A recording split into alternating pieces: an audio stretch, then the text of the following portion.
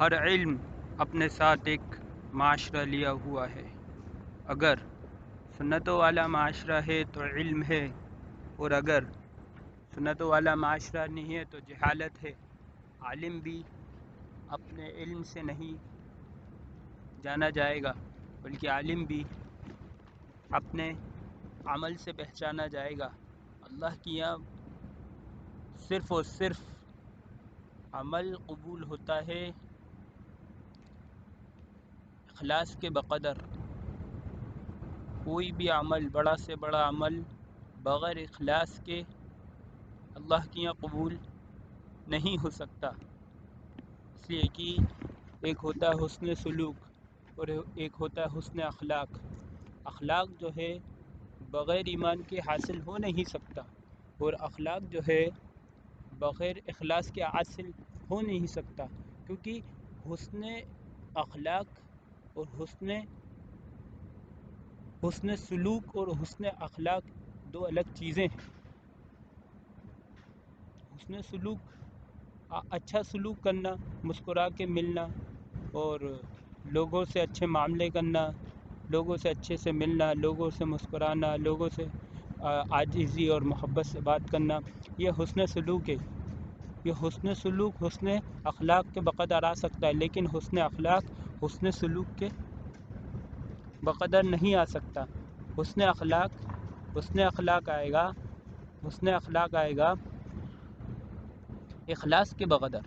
اس لیے کہ جب مال کی ضرورت ہوئی تو حضرت عمر آدھا مال لے کے آ گئے اور فرمانے لگے وَلِلَّهِ عِنْدِي مَعَادٍ، کہ عمر دے رہا ہے لیکن اس کا بدلہ اللہ سے لے لے گا۔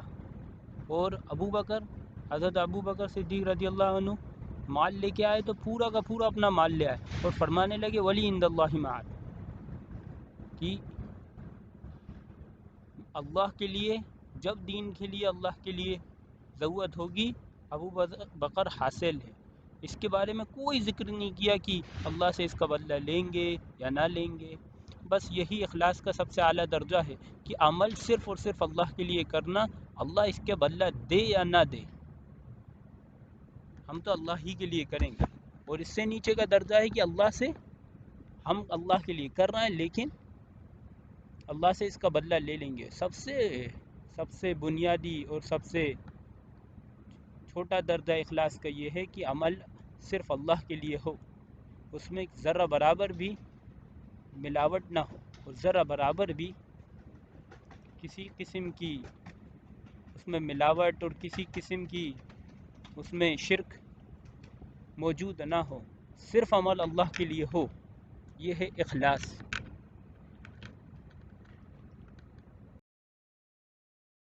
اور دوسری چیز جو اخلاص سے حاصل کرنی ہے وہ ہے اعتماد۔ کسی بھی زندگی میں کسی بھی چیز میں سب سے بنیادی چیز ہے وہ ہے اعتماد۔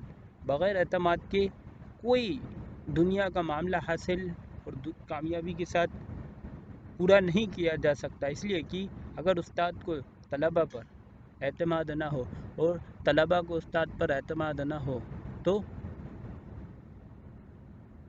علم حاصل نہیں ہو سکتا۔ اسی طریقے سے اگر ملازم کو اپنے مالک پر اور مالک کو ملازم پر اعتماد نہ ہو تو کاروبار نہیں ہو سکتا۔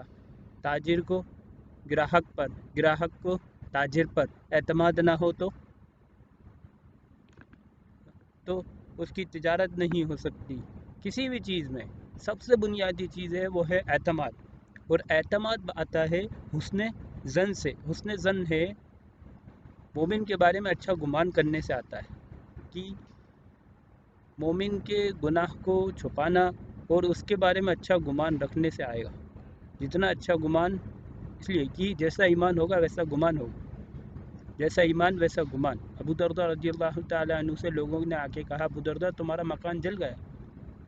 نہیں، ایسا نہیں ہو سکتا کہ اللہ ہم سے وعدہ کرے اور ہمارا مکان جلا دے۔ ایک آئے، دوسرے آئے، تیسرے آئے، لوگ آتے گئے اور کہتے گئے کہ مکان جل گیا۔ آخر میں آئے، کہنے لگے آگ تو لگی تھی لیکن آپ کے گھر پہ آ کے بجھ گئی۔ بس بات اصل میں یہی ہے کہ اللہ اگر وعدہ کر رہے ہیں، اللہ سے توکل اللہ سے توکل کرنا اور اللہ کے بندوں سے اچھا گمان کرنا، اور گمان سے اعتماد بنے گا۔ اعتماد کیسے بنتا ہے؟ اعتماد کرنے سے، اعتماد بنتا ہے اعتماد دینے سے، بھروسہ بنتا ہے بھروسہ کرنے سے۔ جہاں شک ہوتا ہے وہاں اگر ذرہ برابر بھی شک ہوگا دل میں، تو جس کے اوپر شک ہوگا اس کے دل میں برائی آ جائے گی، وہ وہی کرے گا شک کے مطابق۔ اور اگر ہم اس پہ اعتماد کریں گے تو اس کے اندر کا دل اس کے بھروسہ توڑنے نہ دے گا، کیونکہ اعتماد کیا ہے۔ اسی لیے اچھا گمان کریں۔ اور یہی ہے کہ جب حضرت ابو بکر کا مال حضرت عمر کے مال سے بہت تھوڑا تھا، لیکن حضرت ابو بکر پورا کا پورا مال لائے اور حضرت عمر اپنا آدھا مال لائے۔ فرق یہی ہے کہ جب آپ نے دیکھا ہوگا کہ جن کے پاس مال جتنا کم ہوتا ہے نا، ان کی مہمان نوازی میں اور ان کے اخلاق میں، ان کے گھر جاؤ گے وہ آپ کا اتنا ہی اچھی طریقے سے استقبال کرتے ہیں۔ کیونکہ ان کے دل میں مال کی بڑائی نہیں ہے۔ جس کے پاس جتنا ہوگا وہ اتنا ہی بخیل ہوگا عام طور پہ، اور جس کے پاس جتنا کم ہوتا ہے وہ اتنا ہی غنی ہوتا ہے۔ اس لیے انبیاء علیہ السلام غنی ہوتے تھے اور بادشاہ فقیر ہوتے تھے۔ بلقیس نے سلیمان علیہ السلام کو ہدیہ پیش کیا تو انہوں نے بتا دیا بلقیس کو کہ یہ ہمارے یہاں سونے کی حیثیت۔ تو انبیاء علیہ السلام غنی ہوتے تھے، کیونکہ فقر اور غنا کا تعلق دل سے ہے۔ فقر اور غنا دل سے ہے۔ انسان دل سے فقیر ہوتا ہے اور دل سے غریب ہوتا ہے۔ اس لیے جب دیکھا ہوگا کہ جتنا کم جس کے پاس ہوتا ہے وہ اتنا ہی اپنا پورا کا پورا لے آتا ہے، اور جس کے پاس جتنا آتا ہے وہ اتنا سوچتا ہے بچا لے۔ اس لیے مال سے زیادہ ضرورتیں بڑھتی ہیں، انسان کی ضرورتیں بڑھ جاتی ہیں، یہاں بھی لگا دیں یہاں بھی لگا دیں۔ اس لیے اپنے آپ کو اپنے وقت کو، اپنی جان کو، اپنی صلاحیتوں کو صحیح لگانا ہے۔ اس کو لگانے کے لیے سب سے بنیادی چیز یہی ہے کہ ہم اپنے معاملات کو، اپنے معاشرے کو اور اپنے کاروبار کو، سب کو پورا کا پورا دین پہ لے آئیں، پورا کا پورا دین پہ لے آئیں۔ ہر وقت اس بات کی فکر میں ہو کہ اللہ مجھ سے کیا چاہتا ہے۔ جب اس بات کی فکر میں ہوں گے کہ اللہ مجھ سے کیا چاہتا ہے، کہ کام میں اللہ کیا چاہ رہا ہے، ہر وقت سفر میں ہیں۔ ایک انسان کے لیے سفر ہے 40 منٹ کا، بس کا سفر ہے۔ اب ایک انسان کے لیے وہ 40 منٹ ہے، اور دوسرا انسان اس 40 منٹ کو یہ سوچے کہ میں 2 قرآن کے جز پڑھ سکتا ہوں ان 40 منٹ میں ان 40 منٹ کا کیسے استعمال کر سکتا ہوں۔ تو اپنے جان کو، اپنے مال کو، اپنی صلاحیتوں کو، اپنے وقت کو صحیح جگہ لگانا ہے، جس سے آخرت کے بنے۔ اس لیے کہ سب سے ضروری چیز تو یہی ہے کہ آخرت بن جائے۔ دنیا کی زندگی تو بہت مختصر ہے، یہاں ہر انسان موت کی طرف بڑھتا جا رہا ہے، ہر انسان۔ اس لیے اپنے آپ کو بچائیں، اپنے دل کو اللہ کی طرف جوڑیں، ہر وقت اللہ کی یاد میں رہیں۔ اس سے ہمارے اندر، ہمارے معاملات میں جیسا ایمان ہوگا ویسا ہی اخلاق ہوں گے۔ بغیر ایمان کے اخلاق حاصل نہیں ہو سکتے۔ اس لیے کہ اخلاق تو اندر کی چیز ہے، دل کی چیز ہے۔ لوگوں کا بھلا چاہنا اخلاق ہے۔ لوگوں سے ہنس کے ملنا بے شک اچھی چیز ہے، حسن سلوک، لیکن لوگوں کا بھلا چاہنا یہ اصل اخلاق ہے۔